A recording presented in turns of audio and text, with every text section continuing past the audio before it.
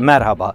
Kürtçe, Lazca, Hemşince, Çerkezce eğitim için uygun değildir. Bu diller ders vermek için yeterli değildir diye makale yazan Türkoloji uzmanı Profesör Doktor Kemal Üçüncü'nün makalesiyle karşılaştım ve Twitter üzerinden bu konuyu tartıştık. Bu tartışmaları aktaracağım. Kürt karşıtı sözde akademisyen ve profesörlerin yalan dolanlarını belgelerle ortaya koyduğum video dizisinin ilk bölümünü izliyorsunuz şu anda. Profesör Doktor Recai Tekoğlu'ndan İlber Ortaylı'ya kadar yolumuz var. Çok şaşıracaksınız. Vay be, bu kadar da olmaz diyeceksiniz hakikaten. Makaleyi okuduktan sonra Twitter üzerinden kendisini etiketleyerek şöyle dedim. Türkolog Profesör Doktor Kemal Üçüncü Kürtçe eğitim için uygun değildir diye yazmış. Beyin cerrahı bir profesörün kalp ameliyatı yapması ahlaksızlık ve suç kabul edilir. Aynı şekilde Türkoloji uzmanı bir profesörün kalkıp Kürdoloji hakkında ahkam kesmesi ahlaksızlıktır, suçtur. Tabi Lazca, Hemşince, Çerkezce, Gürcüce ve diğer diller için de aynı ahlaki ilkeler geçerlidir. Karadeniz Teknik Üniversitesi Edebiyat Fakültesi öğretim görevlisi Profesör Üçüncü, yaptığım bu paylaşıma Twitter hesabı üzerinden şöyle cevap verir. Kürtçe bir fizik kitabı bana göster, ithamını kabul edeceğim değilse bu itham senin üzerinde kalır. Bilim kanıtla konuşuyor. Hey malamın.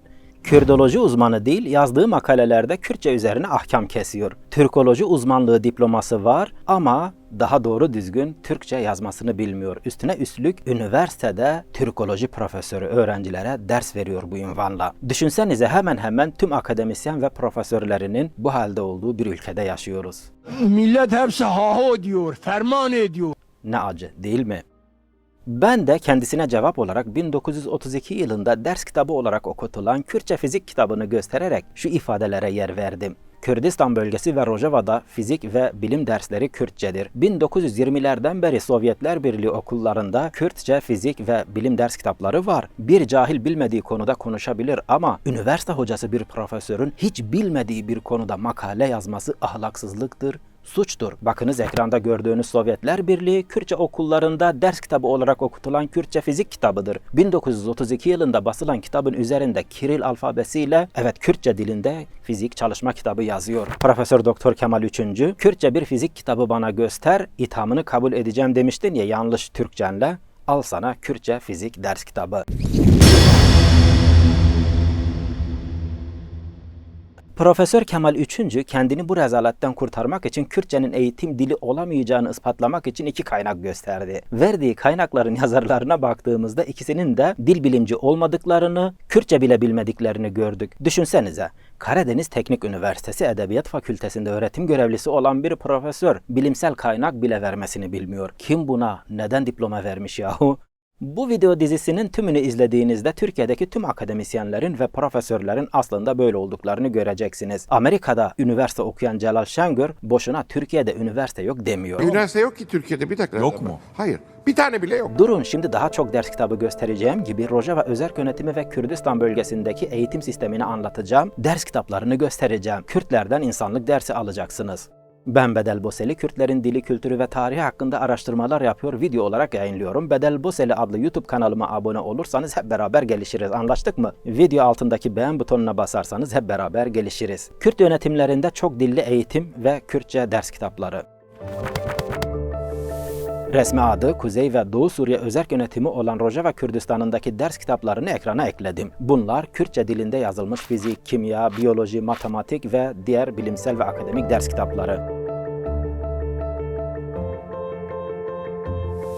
Aşağıya eklediğim linki tıklayarak veya şu anda ekranda gösterdiğim kare koda tarayarak bu kitapları okuyabilir, edinebilir ve indirebilirsiniz. Resmi olarak Kuzey ve Doğu Suriye özerk yönetimi olarak adlandırılan Rojava Kürdistan'ında ilkokuldan üniversiteye kadar bilim, teknik ve sosyal alanındaki dersler, bu derslerin ders kitapları Kürtçedir. Kürtçenin yanı sıra Rojava'da Araplar Arapça, Süryaniler Süryanice, Gürcüler kendi dilleri olan Adigece yani Gürcüce, Ermeniler Ermenice, Türkmenler Türkmence eğitim alır. Yani her halk kendi dilinde, kendi ana dilinde eğitim alıyor. Rojava'daki özerk yönetimin kararı şöyledir. Nüfusu ve öğrenci sayısı ne olursa olsun bir insan kendi ana dilinde eğitim alma hakkına sahiptir. Özerk yönetim bütçe ayırır, öğretmen yetiştirir, okullar açar. İlkokul 3. sınıfa kadar herkes kendi ana dilinde eğitim alır. 4. ve 5. sınıflarda ise beraber yaşadığı halkların dillerini de öğrenirler. O dillerde de eğitim alırlar. Resmi adı Irak Kürdistan Bölgesel Yönetimi olan Güney Kürdistan'da da ilkokuldan üniversiteye kadar kadar Kürt öğrenciler bilim, teknik ve sosyal alanlardaki dersleri Kürtçe alır, ders kitapları Kürtçedir. Kürdistan bölgesel yönetiminde 5 resmi dil ve 5 eğitim dili var. Kürtler Kürtçe, Araplar Arapça, Türkmenler Türkmence, Süryaniler Süryanice, Keldaniler Keldanice, Ermeniler Ermenice eğitim alır. Süryanice ve Keldanice aynı kategoridedir. Bunu bilmelisiniz.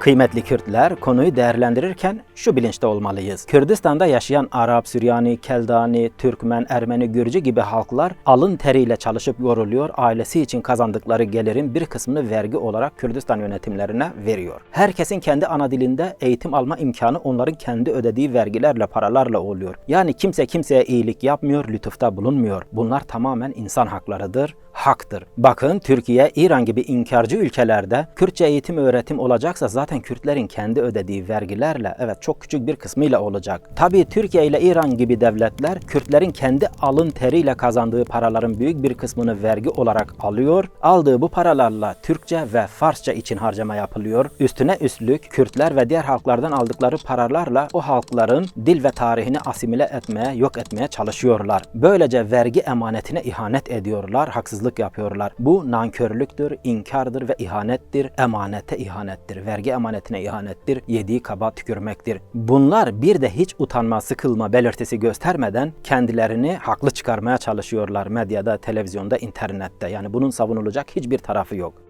İran televizyon programına çıkan bir kişi şöyle demişti, İranlı. Kürtçe eğitim için uygun değildir, eğitim için yetersizdir. Bu iddiayı ileri süren şahıs aslında Kürtçe bilmiyordu ve Kürt dili hakkında hiçbir uzmanlığı yoktu, dil bilimci bile değildi. Bunun üzerine Kürtçe ve Farsça bilen bir uzman her iki dilin matematik ders kitabı sayfalarını karşılaştırdı. Bakınız ekranın sağ tarafına Kürtçenin Sorani lehçesinde yazılmış matematik ders kitabından integral konu anlatımını ekledim. Sol tarafına ise Farsça integral konu anlatımını ekledim. Yani aynı ders, aynı konu. Kullanılan yabancı kelimeleri de daire içine aldık. Kırmızı daire. Bakınız Farsça ders anlatımının yarısından fazlası yabancı kelimelerden oluşuyor. Ama Kürtçe'de yabancı kelime olmadan sadece orijinal Kürtçe kelimelerle matematik dersi anlatılmış.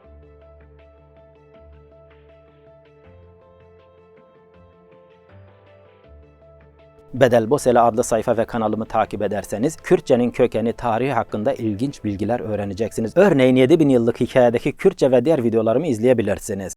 Kuludihi moy Peter verune, duy beni baba varuna. Kurmancı bilenler ben Kuludihi moy deyince anladınız. Zazaki Zazaca bilenler Peter deyince oradaki pi dikkatinizi çekmeli. Pi'ye Piyeto birazdan açıklayacağım. Devos verinos dives kımte guht.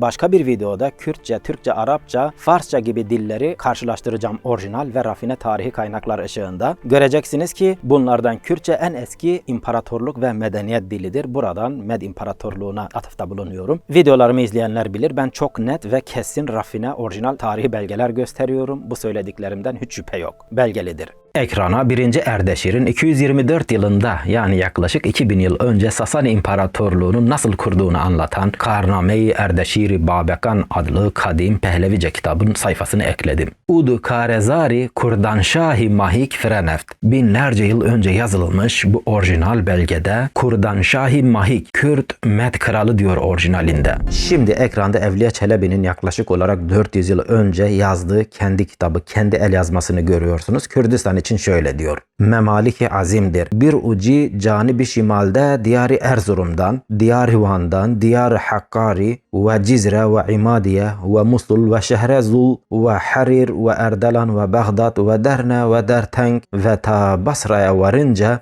70 konak yer Kürdistan ve Sengistan ad olunur. Şu da önemli bir bilgi. Ekrandaki alfabeyi çoğumuz Arap alfabesi olarak biliyor olabilir. Aslında Fenike alfabesinden türetilen, üretilen Arami alfabesidir. Kürtçenin Sorani lehçesi, Farsça, Arapça gibi diller Fenike alfabesinden türetilen Arami alfabesini kullanır. Bakınız bu Arami alfabesiyle yazılmış Kürtçe, bu da Latin alfabesiyle yazılmış Kürtçedir. Arami ve Latin alfabeleri dediğim gibi Fenike alfabesinden türetilmiştir.